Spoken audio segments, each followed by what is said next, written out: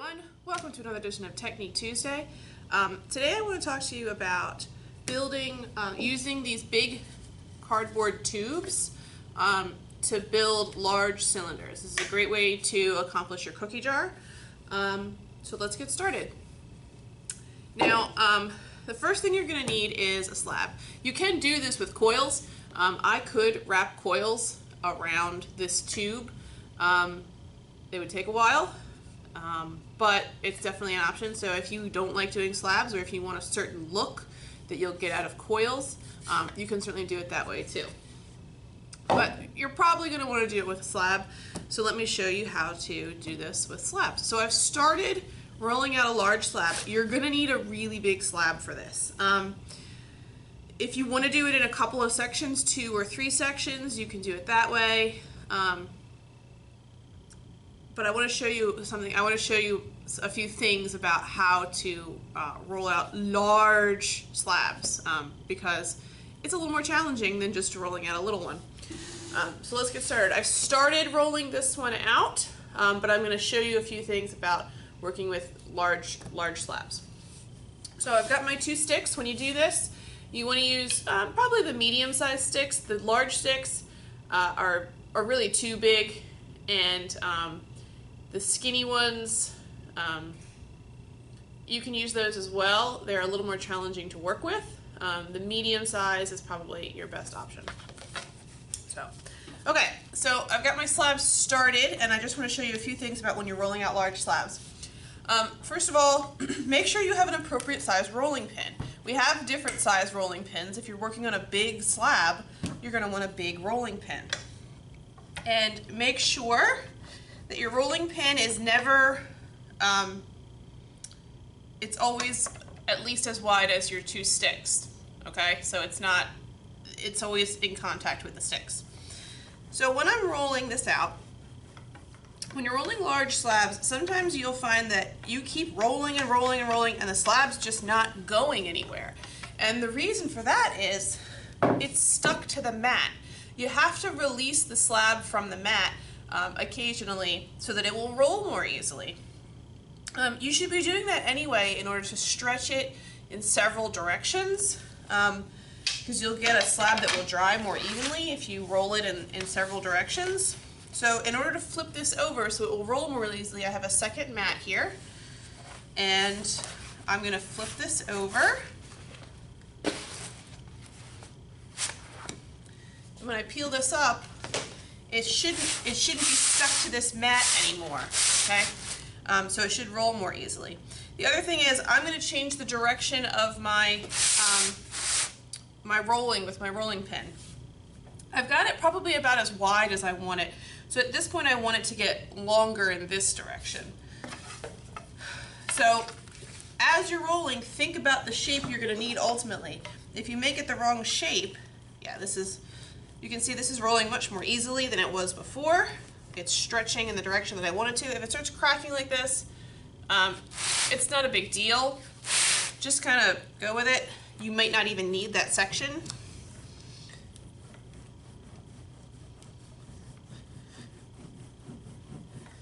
Okay, and I'm always trying to make things easier for myself. So I'm going to turn it around and roll this way for a little bit.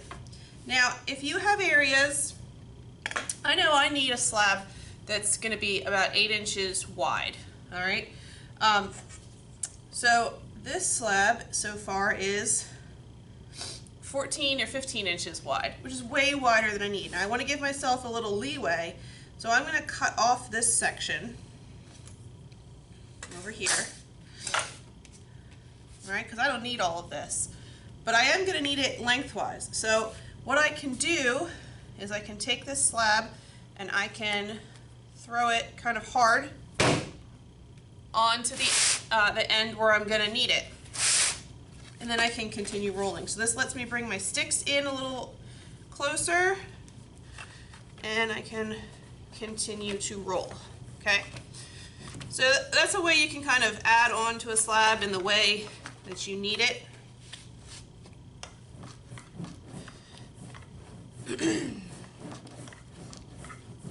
And remember to roll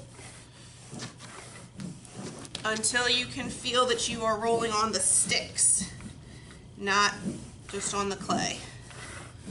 So everything's nice and even.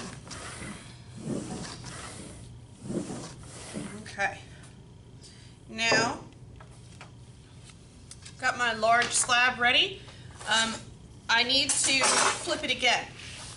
The next step is going to be to cut it down to the shape that's going to go on my tube. But I need to cut this down. I'm sorry, I need to flip it over. You don't want to cut without releasing it from the mat, because then when you pull the clay up, it's going to warp and stretch. So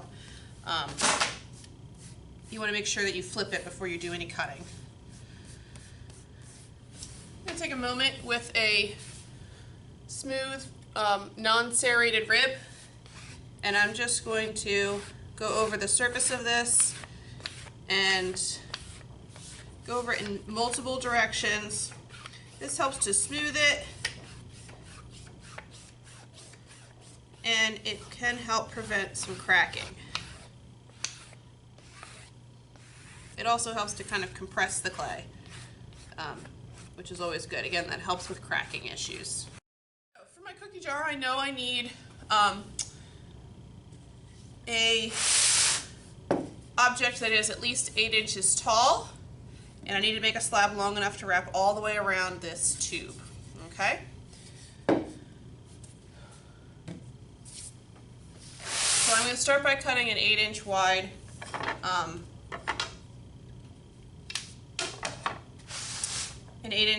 long slab.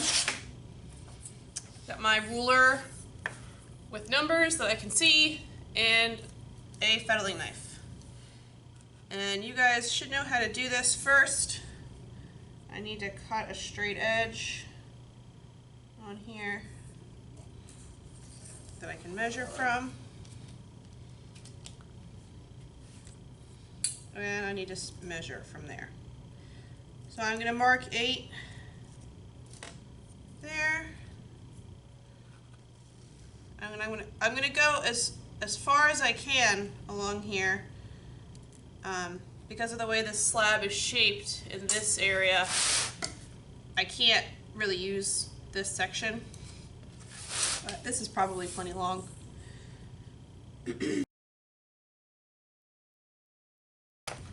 Okay, I've cut out my slab here, and I know that my when I stand this up and wrap it around the tube, it needs to be 8 inches tall. So this is my 8-inch wide slab. You can make it bigger. 8 inches is your minimum height or width requirement. This is 5 inches wide, so I know I'm not going to get 8 inches that way. You can always make it taller. Okay. So once I've got this cut out, I need to know the length. Now what I did was I measured the diameter of my tube. This is about 5 inches, and I used an online circumference calculator to calculate the circumference. So it's about 15.7 inches when I used the calculator to calculate it out. So I want to try to cut this at about 16 inches long. I want to give myself a little bit of leeway as far as making sure everything's going to meet up the way it's supposed to. So I can always trim it down later, but I can't make the slab any longer after I cut it.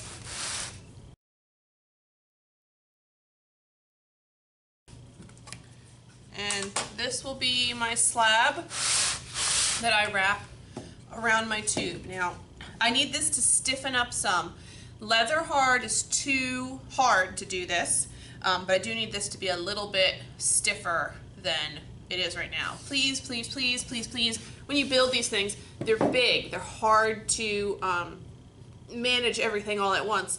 So when you build these things, don't try to work with a slab that's too wet. You are going to get very, very, very frustrated. So try to stick to a stiff slab, but nothing that cracks when it bends. So you have to be careful. You have to watch the amount of water left in your clay. So I'm gonna do some other things while this dries out, and when we come back I'll show you how to take this and wrap it around the tube to create your cookie jar. Okay, so we have let my slab stiffen up, dry out. I did some other things. I loaded the kiln. I, again, always try to use time efficiently in class. I just let this sit out while I worked on something else. So it probably sat out maybe about 20 minutes. It's a little stiffer now. It's still flexible. It doesn't crack when I move it around, but it's not as soft as it was before. So I'm ready to wrap it around my tube. The first thing I have to do is I have to prepare the tube. You do not wrap the slab around the tube without some kind of barrier between the slab and the cardboard. Your slab will get stuck. It will not come off. The only way to get it off will be to cut the slab, which is not what we want. So what we do is we take newspaper, and this is a full sheet of newspaper. I'm not using like little scraps or anything. I'm using a nice big full sheet of newspaper, and I'm gonna start on the corner here of my newspaper, and I'm gonna roll it around the tube like that. Okay, and then I'm going to take this excess stuff out here and I'm going to push it up into the tube to get it out of my way. Okay, if you get one of the tubes that has a cap on the end, which some of them do, you really only have to do this at one end. You can leave the other end open, but you want to get that stuff out of the way. Okay, so now that I've got my barrier between my tube and my clay, I can attach the clay to itself using the tube as a form. Take my slab here, and I'm going to cutting the edges of the slab at an angle helps increase the surface area that we have to attach to. So I am angling this corner, and then when I have to cut the other end, when I make sure I've got everything lined up the way I want it to, I'll cut a corresponding edge. So I'm going to take my tube here, and I'm going to carefully, let me do it this way so you can see, I'm going to carefully lift my slab up onto the tube and then just begin rolling it over.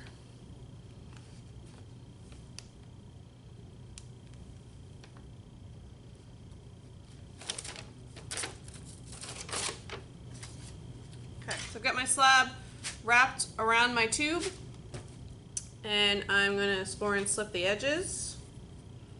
Make sure everything is well attached. And then I will attach it. So all I'm doing is pushing those edges together so that they stick to each other. Now, if you've ever done this kind of thing before, whether you've used a tube or not, you might know that this is not a very pretty edge. So I would want to take a few minutes while it's on the tube and smooth and smear this out. Because the tube is here, it's going to be a lot easier to fix this up without mangling it, because the tube is behind it for support. So don't do this kind of smoothing once you take it. I mean, you can do it once you take it off, but it's just easier to do this at this point. And don't forget to use that serrated rib as a great way to close things up. It seems counterintuitive to rough it up first, but you can get a nice smooth finish by redistributing that clay using a serrated rib. Okay, that looks better. So now this needs to sit on here for another 15 or 20 minutes or so. I'm gonna go put it in front of the fan, and while it's drying, I will roll out a slab to use for the base. So I'm going to go put this in front of the fan for a few minutes, and then I'll show you how to remove it from the tube. I have let my the beginnings of my cookie jar sit in front of the fan for a few minutes, and now I am ready to remove the tube. You have to remove the tube. Do not work on your project with it sitting on the tube. I'll tell you 2 reasons.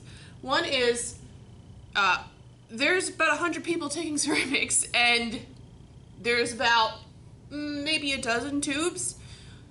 You can't occupy the tube the whole time you're working on the project. Other people probably need them. So you have to take the tube out. The other reason is, remember, and some of you have learned this the hard way with other projects, clay shrinks as it dries. If the tube is here and the clay is trying to shrink against it, the clay is going to lose and the tube is going to win. And your project is going to crack, which is not what we want, obviously. So you need to take the tube out so that this doesn't crack. It's great to use as a form, but you don't leave it in there the whole time because your project will crack as it tries to shrink up against that tube. So we have to take it out. So here's what we do. There's a reason we put the newspaper in there, and that is I should be able to, so the way, grab a hold of the cardboard tube and just do it. Slide it out, okay? And now I can carefully remove the newspaper from the inside. And I have a nice cylindrical cylinder for my cookie jar. This is the starting point. This is not the end of the project, but I have a nice cylinder to use for my cookie jar. And it was a heck of a lot easier than trying to build it all by myself. So now I will cut. I'm just going to trace the bottom of my hollow cylinder here.